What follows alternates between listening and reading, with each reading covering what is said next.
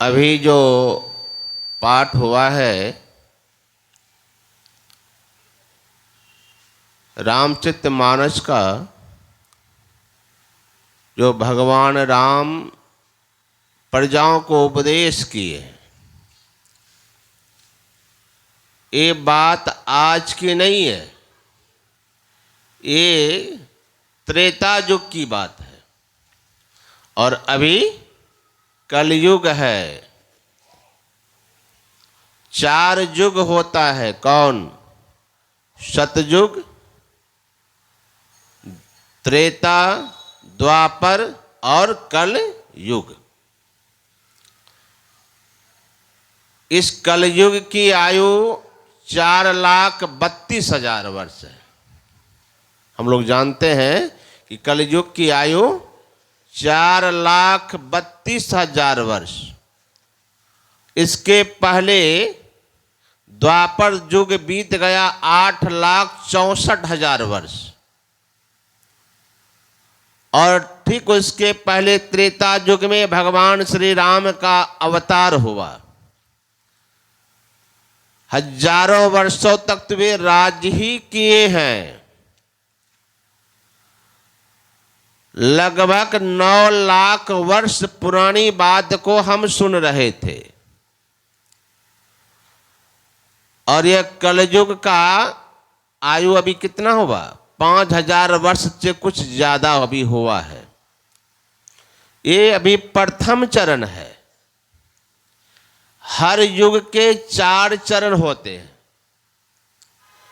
तो ये प्रथम चरण में हम लोग अभी रह रहे हैं। कलयुग का पहला चरण है जिसमें 5,000 वर्ष से अधिक बीत रहा है। हमारे व्यासदेव जी महाराज ने कहा है कि कलयुग का जब चौथा चरण होगा तो जानते हैं क्या होगा? कलयुग के चौथा चरण आते आते मनुष्य की जो ऊंचाई 5 फीट 6 फीट है लंबाई, ये घट कर के 2.5 फीट हो जाएगा। अभी हम लोग कितने लंबे होते हैं? 5 फीट 6 फीट 5.5 फीट 7 फीट। लेकिन जब कलयुग का चौथा चरण आएगा तो व्यासदेव जी महाराज कहते हैं कि कलयुग के चौथे चरण आते आते मनुष्य की ऊंचाई 2.5 फीट, ये होता है 1 फीट। अब इसको जो देख लीजिए जोड़ करके 2.5 फीट कितना बड़ा होता है। इतने बड़े बड़े हम लोग हो जाएंगे, इतनी ऊंचाई होगी हम लोगों की। चने के झाड़ में छांव ले लेंगे लोग बैठ के आराम से। और व्यासदेव जी महाराज कहते हैं कि कलयुग में ऐसी विकृतियां आएगी कि जब कलयुग का चौथा चरण आने वाला होगा, कहते हैं कि वेशभूषा में भी परिवर्तन हो जाएगा। क्या होगा? लड़के लोग बाल बढ़ाएंगे और लड़कियां बाल कटाएगी। आजकल तो फैशन ऐसा ऐसा निकला है बाल कटाने का। ये चारों तरफ देखिएगा साफ है, बीचे में गजब का स्टाइल निकला है। बाल का भी स्टाइल देख देख के हैरान हो जाते हैं हम लोग। और हमारे व्यासदेव जी महाराज कहते हैं कि लड़के लोग लड़की के कपड़े पहनेंगे, लड़की लोग लड़का का कपड़ा। और आजकल कपड़ा भी गजब गजब का पहनते हैं। एक बच्ची आई हमारे पास प्रणाम करने के लिए, तो उसका कपड़ा में इधर भी फटा हुआ, इधर भी फटा हुआ, इधर भी फटा हुआ हाथ में। तो हमने कहा कि अरे कपड़ा फट गया है तो सिलाई क्यों नहीं करवा लेते हैं? तो कहा नहीं बाबा, ये तो डिजाइन है। अब डिजाइन कौन सा हो गया? जो पूरा कपड़े फटा है तो कपड़ा पहन के क्या होगा? हमारे नवयुवक लोग जीन्स पहनते हैं, देखिएगा 25 जगह फटा हुआ। एक लड़का आया इसी तरह पहन करके, धनवान घर का बच्चा था, अब पूरा जीन्स फटा हुआ था। हमको लगा कि भाई इतना धनवान घर का लड़का है, ये फटा हुआ कपड़ा क्यों पहनता है। तो हमने कहा ये फटा हुआ कपड़ा क्यों पहनते हैं, आप तो बड़े धनवान है। कहा बाबा फटा हुआ नहीं है, इतनी डिजाइन है। अब ये कौन डिजाइन है, कपड़ा पूरे फट जाए और उसी को पहन के घूम रहा है। देखिए महापुरुष त्रिकालदर्शी होते हैं, उनको सब पता होता है कि आगे क्या होने वाला है, और पहले लिख के चले गए हैं। अभी पहला चरण हुआ है। और हमारे व्यासदेव जी महाराज ने कहा जैसे बंदरों में जाति नहीं होती, इसे मानवों में जाति अर्थात भेदभाव समाप्त हो जाएगा। बाप बेटी भाई बहन सबका विचार समाप्त हो जाएगा। घोर कलयुग आने वाला है। अभी तो पहले चरण में भी देखिए ना क्या क्या दुनिया में हो रहा है आजकल। तो भगवान राम उपदेश किए हैं, लगभग 9 लाख वर्ष पुरानी बात है। और भगवान राम उपदेश कर रहे हैं किनको, प्रजाओं को। अच्छा एक बात बतलाइए आप लोग, तो यहां बहुत पुराने पुराने सत्संगी हमारे बैठे हैं, उपदेश करने का अधिकार किसको होता है, राजा को, मुख्यमंत्री को, प्रधानमंत्री को। अभी हमारे प्रधानमंत्री जी हैं, चाहे राष्ट्रपति हैं, चाहे मुख्यमंत्री हैं, वो व्यास गद्दी पर बैठ के प्रवचन करेगा तो आप कोई सुनने वाले होंगे, कह रहे ये तो नेता क्या प्रवचन सुनेंगे, तो भाषण देगा। नेता का भाषण होता है, प्रवचन जो राजा होते हैं, जैसे हमारे देश के राजा अभी कौन है, प्रधानमंत्री जी देश को चला रहे हैं, और राष्ट्रपति भी है, सब है। कभी हम लोग ये नहीं देखे होंगे कि प्रधानमंत्री, राष्ट्रपति, मुख्यमंत्री मंच सजा करके बैठा करके उपदेश दे रहे हो। उपदेश देने का अधिकार सबको नहीं होता है। उपदेश कौन दे सकता है, कौन, जो जीवन में उतारता भी है और कहता भी है, और जीवन में उतारता भी है। अब नेता लोगों को फुर्सत ही नहीं है कि ध्यान करे, सत्संग करे, भजन करे, तो दूसरों को वो क्या कहेंगे। तो अपने अंडा गंडा मीट मछली तो हमारे प्रधानमंत्री तो नहीं खाते हैं, अलग बात है, लेकिन बहुत मुख्यमंत्री और सब तो खाते ही हैं, बड़े बड़े नेता लोग।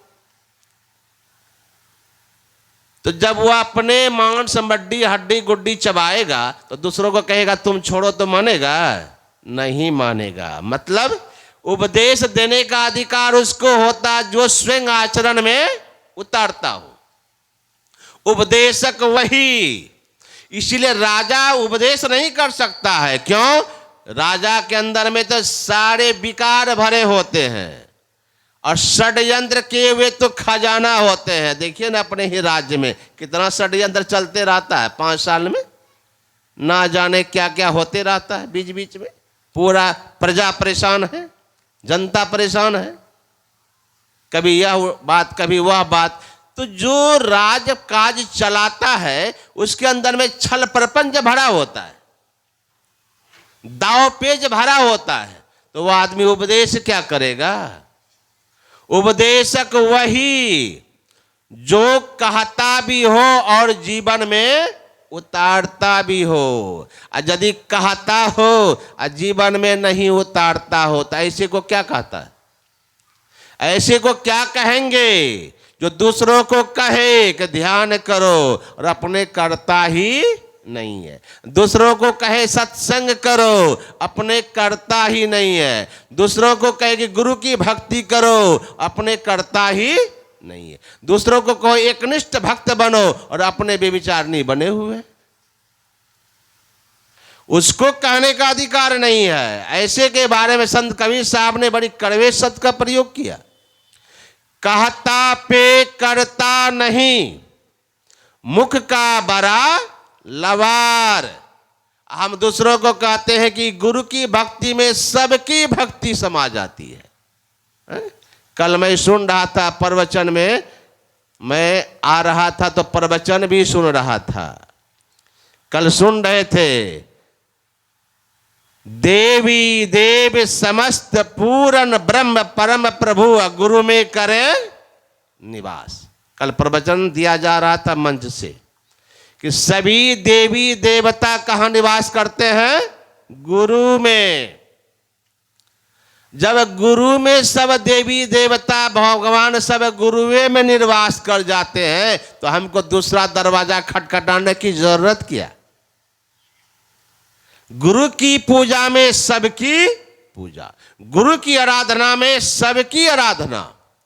इसीलिए हमारे संत कबीर साहब ने कहा कि 100 वर्षा भक्ति करे, 100 वर्ष तक अगर आप गुरु की पूजा कर रहे हैं, 100 वर्ष अगर किसी एक की उपासना कर रहे हैं, हमारे गुरु महाराज ने कहा कि मेरा दबाव नहीं है कि तुम मेरा ही नाम जपो या गुरु की ही भक्ति करो, आपकी मर्जी है कि आप राम को भी इष्ट बना सकते हैं, आपकी मर्जी है आप भगवान कृष्ण को भी इष्ट बना सकते हैं, आपकी मर्जी है कि दुर्गा के भी रूप को आप ध्यान कर सकते हैं, आपकी इच्छा है, आपकी निष्ठा है तो काली का भी रूप, जितने भी देवी देवता भगवान हैं किसी को भी आप इष्ट रूप में बना ले सकते हैं। और हमारे गुरु महाराज पदावली में आप पढ़ेंगे महर्षि वाणी में गुरु महाराज ने क्या कहा? भिन्न भिन्न इष्टों के मानने वाले भिन्न भिन्न इष्ट देव कहे जाते हैं। जैसे अगर किसी का इष्ट भगवान राम है तो उनका इष्ट वही हुआ। किसी का इष्ट कौन होते हैं? भगवान कृष्ण। किसी का शिव बाबा, किसी का माँ दुर्गा, किसी का माँ काली। तो गुरु महाराज इसी को खुलासा किए हैं, पदावली में पढ़िएगा महर्षि वाणी में कि भिन्न, और सत्संग योग में गुरु महाराज ने भी चौथे भाग में लिखे हैं कि भिन्न भिन्न इष्टों के मानने वाले।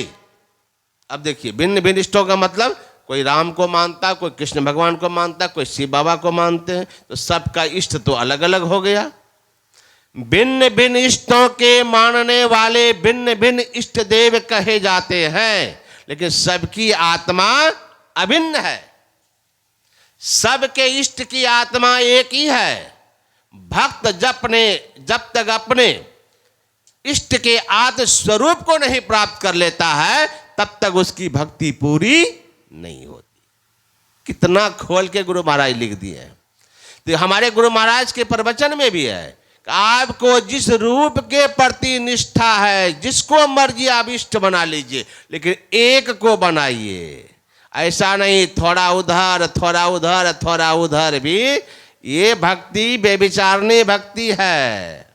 एक निष्ठ भक्त की गिनती में आप नहीं आ सकते हैं। थोड़ा थोड़ा पूजने का सिद्धांत संत मत नहीं देता है। अगर आपको राम भगवान के प्रति निष्ठा है तो उन्हीं को इष्ट बना लीजिए। गुरु महाराज ने कहा कि हमको तो गुरु रूप अच्छा लगा तो मैंने गुरु रूप मान लिया, लेकिन आपको अगर अच्छा लगता है कि भगवान कृष्ण ही अच्छा है तो उन्हीं के प्रति श्रद्धा है तो उन्हीं की रूप की उपासना कीजिए। तो मानस जाप मानस ध्यान आप किसी का भी कर सकते हैं, जरूरी नहीं है कि हम सिर्फ गुरु का ही करें। मैंने देखा है कि पूज्य बाबा के सानिध्य में मैंने रहा, बरसों रहा, और मैंने देखा है कि पूज्य बाबा के पास कोई आते थे, कहते थे बाबा हम तो दीक्षा लेंगे लेकिन हम शिव बाबा को नहीं छोड़ेंगे, हमको उन्हीं के प्रति निष्ठा है। तो बाबा कहते थे कोई बात नहीं, उसी का नाम रूप का उपासना कीजिए, लेकिन इसके आगे वाला काम हमसे सीख लीजिए। यही है संत मत का ज्ञान। कौन है मूल ज्ञान? क्या है संत मत का? बिंदु और नाद की उपासना। संत मत का असली भेद है बिंदु ध्यान और नाद ध्यान। मानस जाप मानस ध्यान तो अस्तुल भक्ति है महाराज। आप कोई भी रूप को लेके कर सकते हैं, कोई मना ही नहीं, आपको जहां निष्ठा है। लेकिन यदि आपको जहां निष्ठा तो एक की, गुरु महाराज ने कहा एक निष्ठ भक्त बनो। अगर भगवान राम तो भगवान राम ही, भगवान कृष्ण तो भगवान कृष्ण ही, और दुर्गा माँ तो दुर्गा माँ ही, काली माँ तो काली माँ ही। ऐसा नहीं थोड़ा थोड़ा सब। तो हमारे संतों ने कहा कि जिस तरह से माई लोग क्या करती है? बरी बनाती है। क्या करती थी? बरी बनाने के समय में नमक को बेसन में ही डाल देती है तो क्या होता है, तो सब बरी में एक समान नमक चला जाता है। तो हमारे संतों ने कहा कि आपको अगर अलग अलग निष्ठा है तो किसी एक को मान लीजिए, लेकिन मैं कहता हूं कि गुरु एक ऐसा इष्ट है जिसमें सारे रूप समाहित हो जाते हैं। जैसे बेसन में अगर आप नमक डाल देते हैं तो सब बरी में समान नमक पड़ जाता है, उसी तरह जो गुरु की पूजा कर लेता है उसका तो सारा पूजा एक साथ हो जाता है, कोई पूजा बाकी नहीं रह जाता है, कोई पूजा नहीं। इसीलिए हमारे भगवान कृष्ण ने कहा गीता उपदेश में, आपकी मर्जी है जिसकी उपासना कीजिए। देवताओं को पूजने वाले कहां जाएंगे, देवलोक को, गीता उपदेश में कहा अर्जुन से। अब भूतों को पूजने वाले, अब ध्यान दीजिएगा, अभी भगवान राम ने उपदेश क्या किया, बड़े भाग मानुष तन पावा, असुर दुर्लभ सब ग्रंथ ही गावा। देवता लोग भी तरसते हैं कि हमको मानव का तन मिले, आदि मानव तन पाकर के हम कहां दौड़ रहे हैं, यह देवता वह देवता, उनके पीछे। तो आप हानि लाभ किधर जा रहे हैं, उनको देवता लोग को यह मानव शरीर देख करके जी तरसता है कि हमको मानव का चोला मिल जाता। क्यों, अच्छा देवता लोग क्यों तरसते हैं भाई, कारण तो कुछ होगा, आगे सुन लीजिएगा। तो मानव का तन क्यों चाहिए, मैं कह रहा था कि देवता लोग तरस रहे हैं कि हमें मानव का तन मिले, और मानव शरीर पाकर के हम देवी देवता के पीछे दौड़ रहे हैं। तो कहां जाएंगे, तो मानव तन छूटेगा तो देवलोक को ही जाएंगे। क्यों, जन्म जन्म मुनि, देखिए, जतन कराही अंत काल मुख राम आवत नहीं, जल्दी भगवान का नाम मुंह पे नहीं आता है। और दूसरी बात क्या है कि प्रातः काल आपने सुना था कि देहावसान समय चित्ते यदद्वि भावे तत्तदेव भवे जीव इत्येव जन्म कारणम। देह त्याग के समय चित्त में जो जो भावनाएं जीव करता है वही वही जन्म का कारण है। अब देह त्याग के समय कैसी भावनाएं होगी, जैसा हम जीवन भर करेंगे, जो काम हम जीवन भर करेंगे वही अंत समय ही आता है ख्याल। अब जीवन भर अगर हम धन कमाने में पागल रहेंगे, 24 घंटा उसी में लगे हैं, फुर्सत नहीं है, कहिए ना सत्संग हो रहा है चलिए ना, जाते तो, लेकिन दुकान कौन चलाएगा, फुर्सत नहीं है बाबू को। सत्संग भजन करने का जिसके पास 2 घंटा भी फुर्सत नहीं। हमारे गुरु महाराज के गुरु परम संत बाबा देवी साहब ने कहा है कि जिनको 2 घंटा भी सत्संग करने का फुर्सत नहीं, वह अंतर भजन के अधिकारी हो नहीं सकता है, झांक नहीं सकेंगे, झांक नहीं सकेंगे। तो हम अगर जिसकी पूजा करते हैं तो उनके धाम को प्राप्त करते हैं। देवता की पूजा करेंगे देव लोग, पितरों की पूजा करने वाले पितर लोग, भूतों की पूजा करने वाले भूत लोग। तो मरते समय जैसी वासना रहेगी, तो मैं कह रहा था वैसा ही जन्म लेंगे। अगर मरते समय धन में वासना रहेगी तो कहाँ मर के जाएंगे, तो सांप की जोनी में चले जाएंगे। मरते समय अगर हम आपकी वासना लगी रह गई, मकान में कि हे भगवान इतना सुंदर मकान बनाए, जा रहे दुनिया से, कहाँ भोग नहीं पाए, तो चूहा बन के उसी घर में घूमिएगा, कहीं नहीं जाइएगा। घर में चूहा जो घूम रहा है कोई दूसरा कोई है, वही आपके पूर्वज कोई होंगे जो घर में चूहा बन के घूम रहा है। क्यों, आशा था मन में कि घर बनाए, ठीक से भोग नहीं पाए। देखिए अंतमति सो गति होता है। हमारे गुरु महाराज की घटना है कि गुरु महाराज गए एक सत्संगी के यहाँ सत्संग करने। और जब सत्संग करने गए और जब सत्संग समाप्त हुआ तो गुरु महाराज घूमते हुए उसके दरवाजे पर एक आम का पेड़ था और उसी पेड़ के पास जाके गुरु महाराज रोने लगे। अब गुरु महाराज रोने लगे तो स्वाभाविक है सबको चिंता होगी कि गुरु महाराज क्यों रो रहे हैं। तो बगल हो जाइए, सामने से ठीक करके छोड़ दीजिए उसको।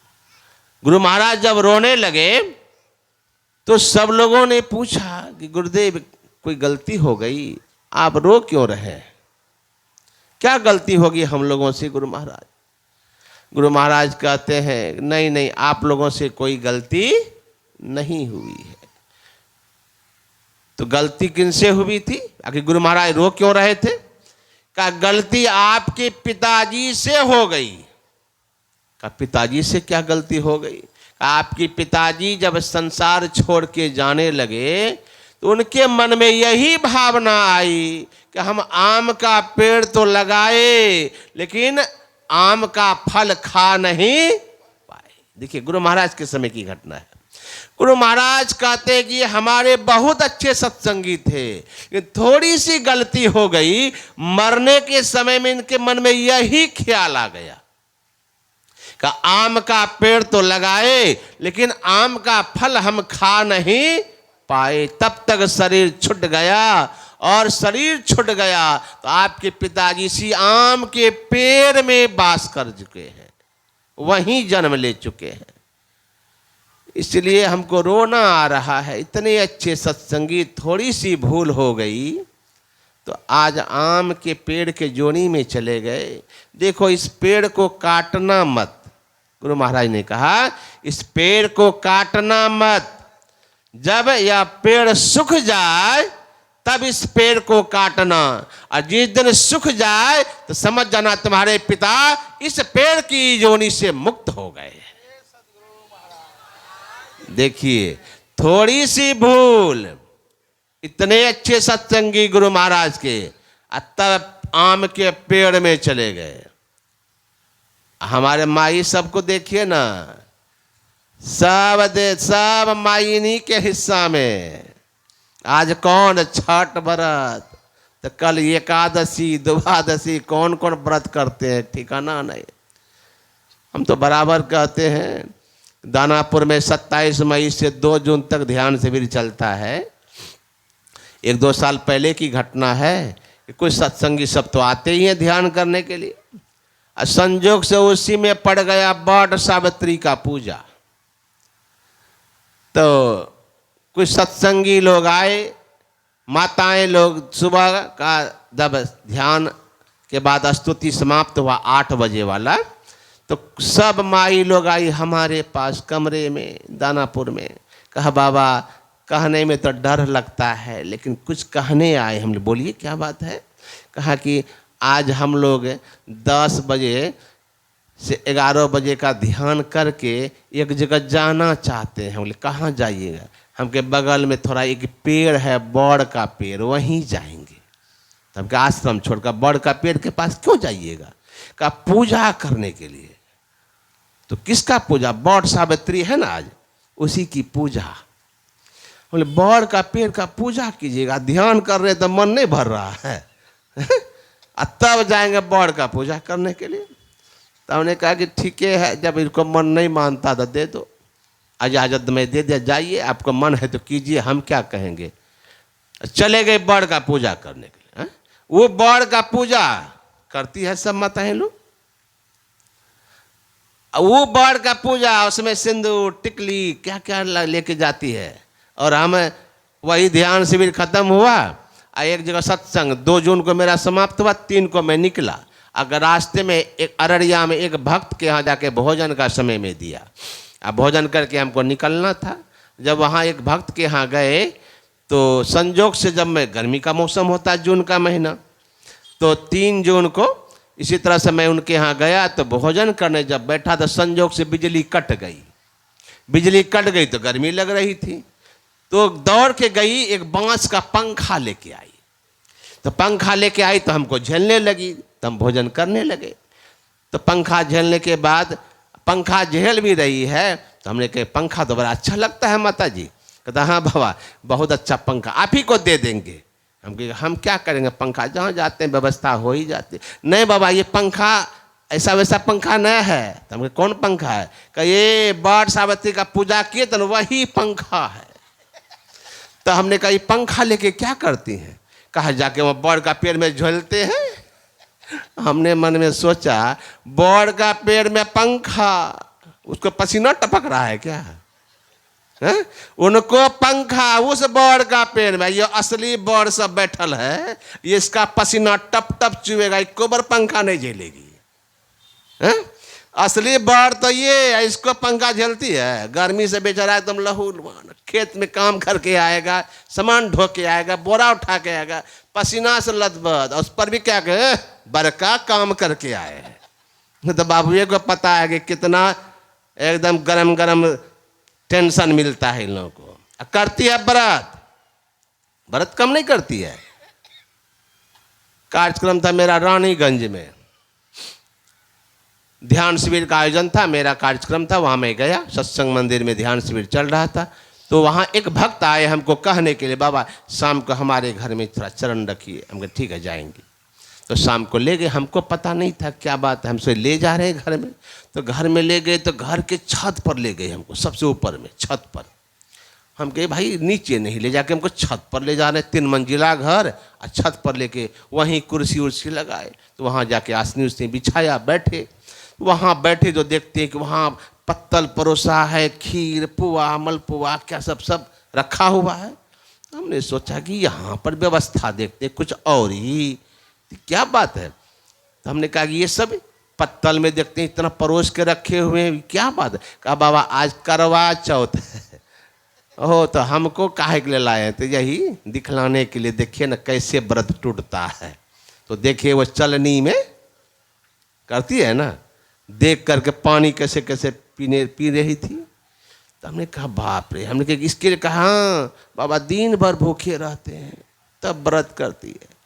दिन भर भूखे रह के करेगी व्रत, आज सुबह होते होते घर में महाभारत।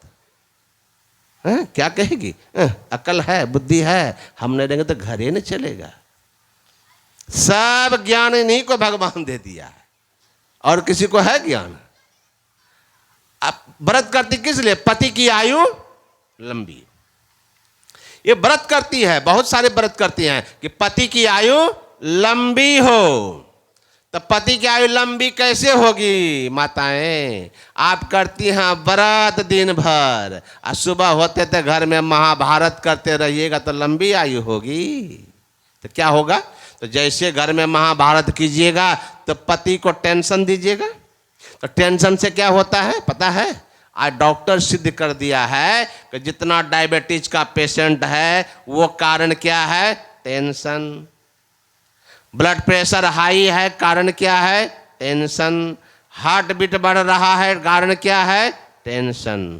तो आप रात दिन करेंगे महाभारत और देंगे पति को टेंशन, तो बीपी बढ़ेगा, शुगर बढ़ेगा, हार्ट अटैक होगा। जो 100 साल जीना चाहिए 50 में राम नाम सत करते न रहिए व्रत, कुछ होने वाला नहीं। हम तो कहते हैं कि यदि आप व्रत करते तो कीजिए, हम मना नहीं करेंगे, लेकिन सब व्रत करते हुए एक व्रत मेरे कहने अनुसार कर लीजिए। कौन सा व्रत जानते हैं? एक व्रत हमारे तरफ से कीजिएगा। घर में यदि आपका पति आ जाए बाहर से काम करके टेंशन में, खूब अगर आपको डांटे फटकारे, तो आप इधर से जवाब दीजिएगा तो होगा महाभारत। तो क्या कीजिएगा? तो हमारे तरफ से माताएं लोग एक व्रत कर लीजिएगा। अब पुरुष लोग भी कभी कभी, तो माताएं का भी टेम्परेचर हाई होता है, तो दोनों के लिए है। आप लोग चाहते हैं कि अगर खास के माताएं को खास करके, चूंकि वो चाहती हैं कि हम सुहागिन बनी रहे, तो आपको क्या करना है? एक व्रत हमारे तरफ से कर लीजिए। जब पति टेंशन से आवे, क्रोध में आवे, काम करके आवे, झुंझला के आवे, यदि घर में वो कुछ बोले, तो आप कोई व्रत कीजिए या ना कीजिए, हमारे तरफ से मौन व्रत कर लीजिए, आपकी पति की आयु लंबी हो जाए। कौन व्रत? मौन व्रत। मैं भी करता हूं, 4 महीने तक किया हूं। और साल में 15 दिन महीना दिन तो अभी भी करता हूँ हर साल। बिल्कुल मौन व्रत, 1 महीना ना किसी से बात करना है, ना टेलीफोन में झगड़ा होगा, ना टेंशन होगा, ना पति से झगड़ा। तो आप पति अगर 10 बात बोलेंगे, आप चुपचाप मौन रहिएगा, महाभारत होगा? नहीं होगा। कितना देर बोलेंगे बेचारा? थोड़ी देर कहा, हाँ पत्नी बड़ी बड़ी सुशीला है, कुछ भी जवाब नहीं देती है, तो वो बेचारा अपने कुल हो जाए, बिल्कुल कूल माइंड हो जाएगा। होगा कि नहीं होगा? तो उसका टेंशन डाउन होगा, तो बीपी बढ़ेगा नहीं, शुगर होगा नहीं, और हार्ट अटैक होगा नहीं। जो पति आपका 50 साल जीने वाला है, 100 साल तक आयु हो जाएगी उसकी, निश्चित होगी। लेकिन करेंगे रात दिन झंझट, कैसे होगा? इसलिए ऐसा शांत दिमाग किसका रहेगा? जो पति से मीठे स्वर में बात करे, पति से झंझट ना करे, झगड़ा ना करे। ये कब होगा? जब हम आप दीक्षा लेकर के ध्यान भजन सत्संग करेंगे। यह ज्ञान आपको कोई यूनिवर्सिटी में मिलने वाला नहीं। यही एक यूनिवर्सिटी ऐसा है जहां यह ज्ञान मिल। तो मैं कहां था, आगे बढ़ गया। उपदेशक कौन, इसी प्रसंग को लेकर मैं आगे बढ़ा। उपदेश करने का अधिकार किसको? जो स्वयं जीवन में उतारता है। हमारे पूज्य बाबा महर्षि साईं स्वामी जी महाराज ने भी कहा, रिझाया खूब दुनिया को, सुना बातें बना बहुतों। रिझाया यदि न अपने को, तो रिझा दुनिया को क्या होगा? अरे मन सोच ले, केवल भजन गाने से क्या होगा? आज समय का मूल्य ना जाना, तो पछताने से क्या होगा? मत सोचिएगा कि हम गायिका हैं इसीलिए हमको कह रहे हैं, भजन गाने से क्या होगा। मतलब है कि कथनी करनी दोनों ही करना पड़ेगा। उसी को उपदेश करने का अधिकार है। तो मैं ये कह रहा था कि भगवान राम तो राजा थे महाराज, तो राजा को अधिकार नहीं है उपदेश करने का। फिर आखिर उपदेश किए तो क्यों किए? कारण क्या था? तो हमारे भगवान राम हम आपके तरह राजा परपंची राजा नहीं थे। कैसे राजा थे? धर्मात्मा राजा थे। अपने देश में ऐसे ऐसे राजा हुए तो धर्म का सहारा लेके ही राज्य किया है। ऐसा राजा नहीं होगा आजकल। एक बार कह दिया किसी ने, हमको राम समझते हो, जिसकी पत्नी को लंका में रखा 1 साल तक, और फिर राम घर में घुसा लिया। ये बात जब भगवान राम जैसे राजा के कान में गया, तो पत्नी का त्याग कर दिया। आज एक आवाज उठी है, कल सैकड़ों आवाज उठ सकती है, और ऐसी राज सत्ता चलेगी नहीं। कितना त्याग था उनके अंदर में। पत्नी को त्याग दी, क्यों? प्रजा के सुख के लिए।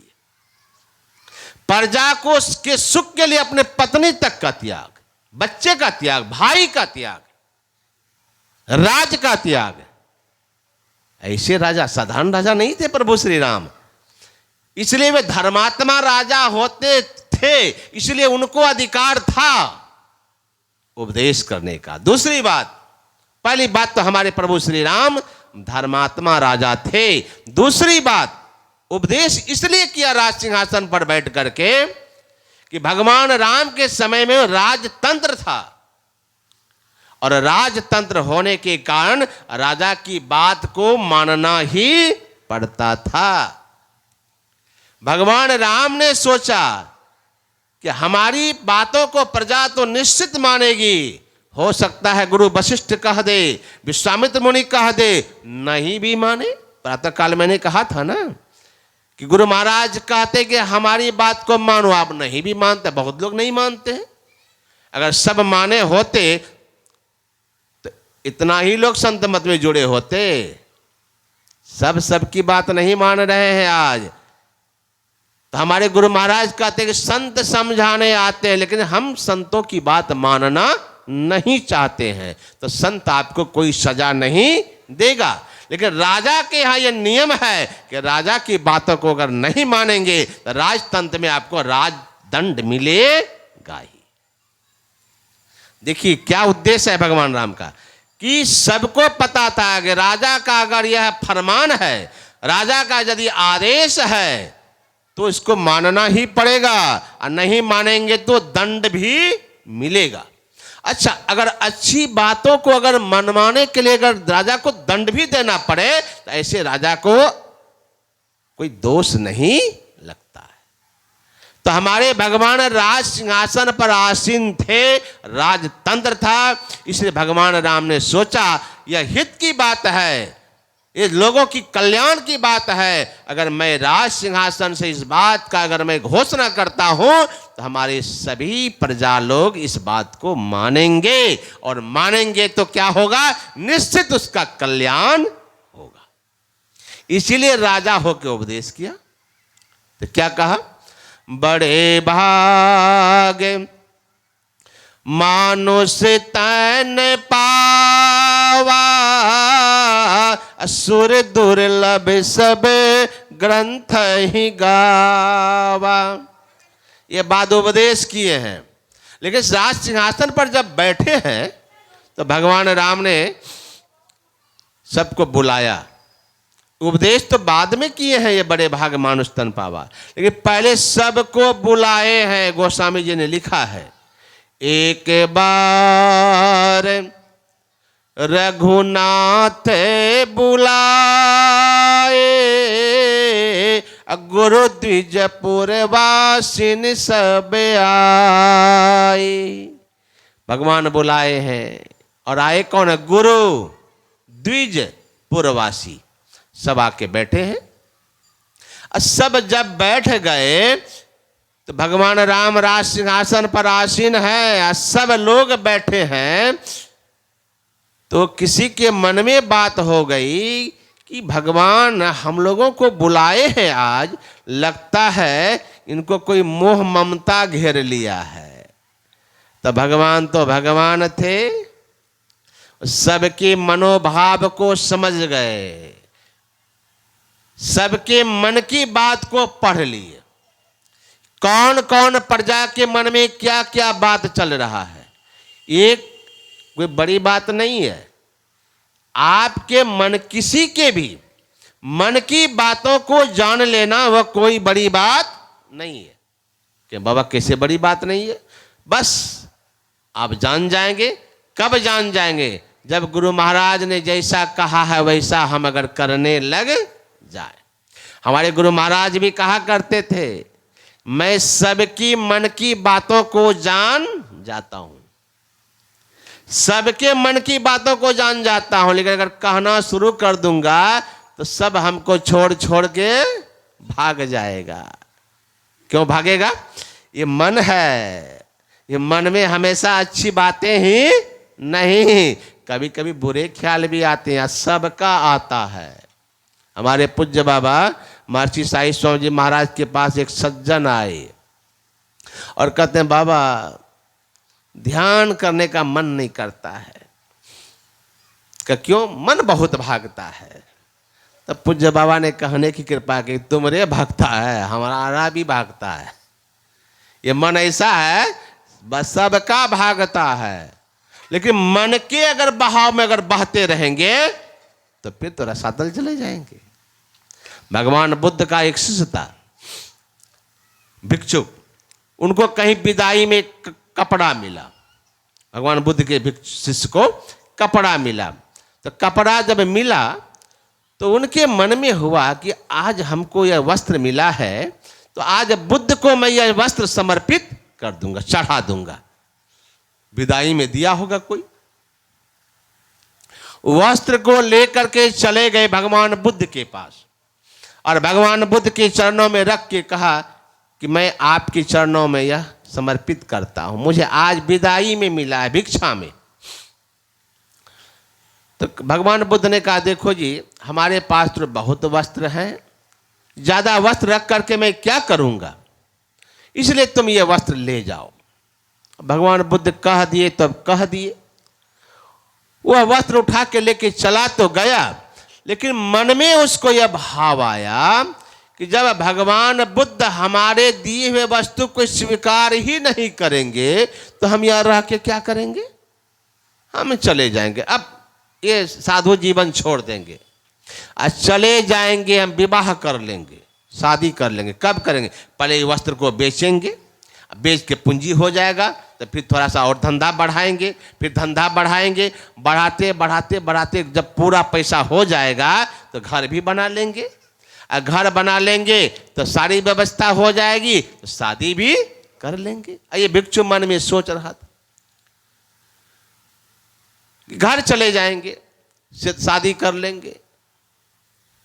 और यह बात मन में सोच रहा था, और मन में यह भी सोच रहा था जब शादी कर लेंगे तो पत्नी को लेके हम आएंगे इनके पास कि आप हमारा कपड़ा नहीं लिए तो हम क्या करें, जाके शादी कर लिए, ये लीजिए हमारी पत्नी है। फिर मन में सोच रहा है कि पत्नी अगर हो सकता है कि बाबा बुद्ध के चरणों में उनको प्रेम ना रहे तो मेरी बात ना भी माने, अगर पत्नी आने में इनकार करेगी तो ऐसा ना जोर से मारूंगा ना अपने आएगी।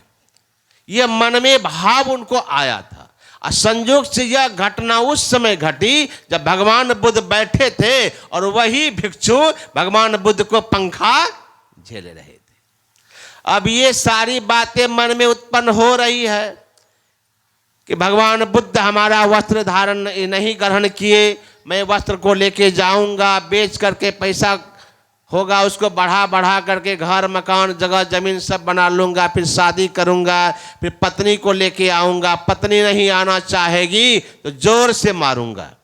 ये मारने का जो भाव आया मन में, तो भगवान बुद्ध बैठे थे, ये बगल पीछे में खड़े होकर पंखा झेल रहे थे, और वो पत्नी को मारने का जो भाव आया तो भगवान बुद्ध को ही जोर से पंखा मार बैठे। जब भगवान बुद्ध को मार बैठे तो भगवान बुद्ध तो अंतर्जामी महापुरुष, कहते रे पत्नी को मारने के बजाय हम ही को मार दिया। अब तो उसको लगा कि बुद्ध तो जान गए मन की बात, भागा वहां से। तो भागा तो पकड़ के लाया, पकड़ के जब लाया तो भगवान बुद्ध ने कहा कि देखो मन में हमेशा अच्छी भावनाएं ही नहीं होती है, बुरी बुरी भावनाएं भी आती है। मन का तरंग मार लो बस हो गया भजन, यही तो है भजन। जब मन के तरंग को अगर हम मार लेंगे तो असली भजन यही है। तो मैं कह रहा था कि सबका मन भागता है, लेकिन भगवान कृष्ण से जब अर्जुन ने पूछा है, हे केशव, हे केशव, यह मन बड़ा बलवान है, मन बस में होता नहीं है, कैसे बस करें, ये मन को कैसे बस करें? तो हमारे भगवान कृष्ण ने गीता उपदेश में अर्जुन से कहा, हे अर्जुन, निश्चित यह मन बड़ा बलवान है, लेकिन अभ्यासेन वैराग्येन कौन्ते प्रतिजनि है। हे अर्जुन, अभ्यास और वैराग्य से यह मन बस में हो जाता है। सरल उपाय, अभ्यास चाहिए और वैराग्य भी चाहिए। वैराग्य कहां से होगा? वैराग्य होगा कहां से? अभ्यास किसको कहते हैं? एक ही काम को बारंबार करने को क्या कहते हैं? अभ्यास। अब वैराग्य किसको कहते हैं? वैराग्य होता कहां से है? आजकल तो वैराग्य बहुत होता है, हमारे भी आश्रम में बराबर आते हैं वैरागी बनने के लिए। घर में हुआ खटपट तो चल बाबा जी के मठ पर, घर में पत्नी से झगड़ा हुआ, माँ बाप से झगड़ा हुआ, तो हम भी बाबा जी ये बन जाएंगे। चला गया वहाँ अब दानापुर, अब वहाँ जब रहा 2 4 5 10 दिन रहा, साथ में जब रहा 3 बजे जब वो घंटी लगता, उठो ध्यान करो नहाओ धो, तो बाबा उनको लगता है बाबा जी नहीं कसाई ये है, उठा उठा के जान मार देगा ही। भोरे भोरे कहता उठ के ध्यान करो स्नान करो, बताइए तो मार देगा ही जान से, जिंदा ही नहीं रहेगा, ध्यान क्या करेंगे? तो वो तो है घर का खटपटिया बैराग, उससे काम चलने वाला नहीं है। एक बैराग जाता शमशानो घाट में, वहाँ जब जलाने जाते हैं बाबू साहब सब, देखिए ना कपान में हाथ देगा, क्या गया? कुछ गया? कुछ नहीं जाने वाला है। वहाँ खूब बैराग चलता, अब हम खैनी नहीं खाएंगे, अब हम चाय नहीं पिएंगे, अब हम गुटखा नहीं खाएंगे। 1000 वहाँ संकल्प करेगा, कहाँ? शमशान घाट में। सुन रहे थे ना हमारे बाबा बबन बाबा सुबह कह रहे थे कि सबका चरण धोए लेकिन खैनी नहीं छूटा। वहां बैराग चढ़ जाता है, नहीं खाएंगे, ये काम वह काम नहीं करेंगे। घर आए जब नहा धो करके पत्नी से थोड़ा सा लाओ तो, घर में सिगरेट का डब्बा हो, क्या करे, लोग भी ठंडे में मर जाता है, जलाने गए ठंडा लग गया, तुरंत सिगरेट लिया, धक्का धक शुरू, तो खैनी लटाया मुंह में, एकदम ठूसना भर भर के खा रहा है। ये बैराग शमशान बैराग से भी काम चलने वाला नहीं है, खटपटिया बैराग से भी काम चलने वाला नहीं है। कबीर सच्चा बैराग, कबीर का सच्चा बैराग। भगवान बुद्ध को क्या कमी थी? कोई कमी थी? अरे अभाव में जो बैराग होता है वो बैराग टिकता नहीं है। संपूर्ण वैभव है, तब वैराग्य हो जाए तो वो वैराग्य कभी नीचे गिराता नहीं है, गिरने नहीं देता। सच्चा वैराग्य सब कुछ रहते हुए, धन है, पैसा है, मकान है, सब कुछ रहते हुए अगर वैराग्य हो जाए तो समझिए वह सच्चा वैराग्य। फिर वो वैरागी हिलता डोलता नहीं है। तो अभ्यास और वैराग्य, और ये वैराग्य होगा कहां से? कहां से? यही सत्संग सुनने से वैराग्य होगा। दिन दिन अधिक विराग प्रेम सत्संग सो करते, गुरु महाराज ने कहा है ना। अधिक वैराग्य होगा कब? जब आप खूब सत्संग सुनेंगे। ऐसा नहीं एक समय सुने या 3 समय गायबे हो गया तो वैराग्य चढ़ने वाला, वो वैराग्य फिसल जाएगा। वैराग्य चाहिए। भगवान कृष्ण ने कहा, हे अर्जुन अभ्यासेन वैराग्येन कौन्ते प्रति जनि है। अभ्यास और वैराग्य से ही ये मन वश में होता है। तो मैं कह रहा था कि दूसरे के मन की बात को पढ़ लेना आसान है। कब पढ़ेंगे? जब गुरु महाराज ने हम लोगों को बताया है कि पहले क्या करना चाहिए, मानस जाप। गुरु महाराज ने हम लोगों को बताया मानस जाप, खूब मन ही मन जपिए। कब समझेंगे कि जाप हो गया? जब जाप हो, आप हो, ऐसी स्थिति अगर आ जाए तो समझिए आपका मंत्र जाप हो गया। फिर मानस रूप का ध्यान जो हमारे यहां बताया गया, अति पावन गुरु मंत्र, मन ही मन जाप जपो, उपकारी गुरु रूप को मानस ध्यान थपो। गुरु रूप से बढ़कर कोई दूसरा रूप नहीं माना गया है। तो गुरु का रूप का, इष्ट के रूप का ध्यान कीजिए। जब दोनों क्रिया करने के बाद तीसरी क्रिया कौन सा करते हैं? दृष्टि योग की साधना। जैसे दृष्टि योग की साधना हम करेंगे, जैसे दृष्टि की धार एक हुई, देखिए यहीं पर सब खेल है। जैसे दृष्टि की धार एक होगी तो यहीं खेला हो जाएगा। अभी होता है ना खेला, खेला हो जाएगा यहीं। क्या खेला होगा? कभी कभी हम लोगों से कोई पूछता है, आजकल का नौजवान तो बहुत चालाक है ना, सत्संगी सब दीक्षा ले लेगा नया नया, थोड़ा सा ध्यान करेगा, कुछ दिखाई नहीं पड़ेगा। बाबा आपको कुछ दिखता है? पूछेगा हमसे आके कि आपको सही में दिखता है अंदर में, बताइए। उसको बाद तो हम कहते हैं हमसे काहे को पूछते हो? अरे गुरु महाराज से पूछ लो ना कि सही में दिखता है, तो गुरु महाराज बता देंगे तुमको। गुरु महाराज कैसे बता देंगे? बता के चले गए हैं जी। कहाँ? पदावली को पढ़ के देखिए। गुरु महाराज बता दिए हैं कि अंदर में दिखता है कि नहीं दिखता है, ये बता के गए हैं। क्या कहा? सुखमनिया में मोरी नजर लागी, यही है ना दृष्टि योग की साधना।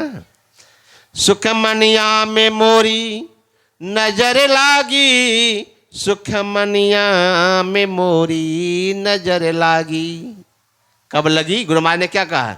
लागी, मतलब स्पष्ट खोल दिए गुरु महाराज कि हम जब दृष्टि योग की साधना करने लगे तो हमारी दृष्टि योग क्रिया में हम सफल हो गए, हमारी दृष्टि टिक गई, लग गई। तब क्या हो गया? अब सुन लीजिए। सुखमनिया में मोरी नजर लागी। कैसे लगी? तो अगल बगल कहूं दृष्टि न डोले, अगल बगल कहूं दृष्टि न डोले, सन्मुख बिंदु पकड़ लागी, सुखमनिया में मोरी नजर लागी। कह दिए ना, अब लीजिए ना, सर्टिफिकेट तो देके चले गए, हमसे काहे पूछते हैं? गुरु महाराज से सुन लीजिए। कहा कि अच्छा लग गई, तो गुरु महाराज सोचा कि आगे वाला इसको जानने की जिज्ञासा होगी। जब नजर लग गई तो क्या क्या हुआ? गुरु महाराज कहते हैं कि जैसे नजर लग गई, सुखमनिया में मोरी नजर लागी, अगल बगल कहो दृष्टि न डोले, सन्मुख बिंदु पकड़ लागी। दिव्य ज्योति को सूर्य प्रगटे भा, ये तो बाद में है, उसके पहले भी गुरु महाराज कहते हैं ब्रह्म ज्योति, क्या हो गया? ब्रह्म ज्योति खुले गई अंतरे में। अब खोल के कह दिए गुरु महाराज, जैसे हमारी दृष्टि की धार एक हो गई तो क्या हो गया? ब्रह्म ज्योति खुल गई।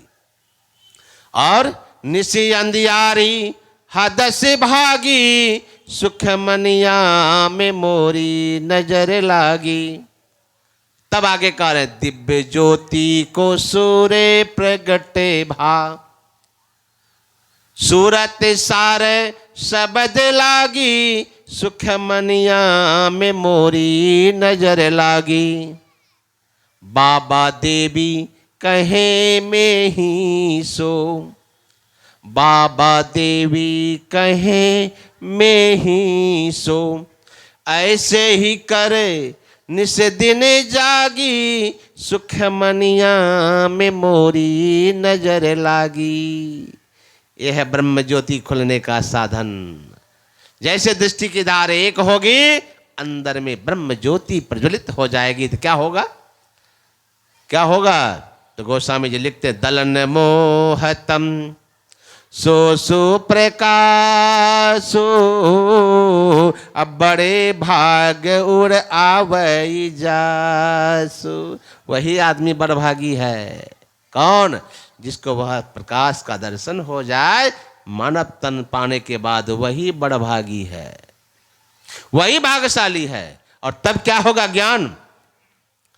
जथा सुवंजन आंज दृगे, साधक सिद्ध सुजान, कौतुक दे कहीं शैल बन, भूतल भूरी निधान। अब देखिए गोस्वामी जी क्या कहते हैं, जथा सुवंजन आंज दृग, जब दृष्टि की धार एक होगी तो पहाड़ों में क्या हो रहा है, कंदराओं में क्या हो रहा है, जंगलों में क्या क्या तमाशा हो रहा है, धरती में क्या गड़ा हुआ है, आपके मन में क्या हो रहा है, सब कुछ आप बैठे देख लेंगे, सब कुछ आपको ज्ञान हो जाएगा। फिर पूछना नहीं पड़ेगा, फिर टेलीविजन लगाने की जरूरत नहीं, आप यहीं से बैठे बैठे देख लेंगे। इसी के बारे में गुरु महाराज ने कहा, एक बिंदुता दूरबीन हो तो दूरबीन क्या करे। आपको वह दूरबीन की प्राप्ति होगी, बैठे बैठे आप कहां का जहां तक देखना चाहते, ब्रह्मांड में क्या हो रहा है सब दिख जाएगा। फिर शब्द योग की साधना जब करेंगे तो मोबाइल फोन लगाने की जरूरत नहीं है। अमेरिका में किसी से बात करनी है, अगर वह भी अगर सदयोग की साधना कर रहा है या नहीं भी कर, अमेरिका में कौन क्या बोल रहा है आप यहां बैठे बैठे सुन लेंगे। कोई जरूरत नहीं है मोबाइल फोन से बात करने की। यह है साधन। इस विशेष साधन विशेष के द्वारा क्या होता है, हम दूसरे के मन को पढ़ लेते हैं। और भगवान राम सबके मन को पढ़ लिए और क्या कहा, सुनहु सकल पुरजन मम वाणी, कहो न कछु ममता उरे आनी। हमको कोई ममता नहीं घेरा है, ना कोई अनितिपूर्ण काम करने वाला हो, लेकिन जो कहने जा रहा हूं सुनहु, सुनिए जरूर, लेकिन कीजिए वही जो आपको अच्छा लगे। ये नहीं सोचिएगा हम राजा होकर के कह रहे हैं तो हम आपको दंड देंगे, लेकिन मैं इतना जरूर कहूंगा, जो मैं कहने जा रहा हूं उसको ध्यान से सुनिए। तब भगवान कहते हैं, बड़े भाग्य मानुष तन पावा, सुर दुर्लभ सब ग्रंथ ही गावा। बड़े भाग्य से यह मानव का तन मिला है।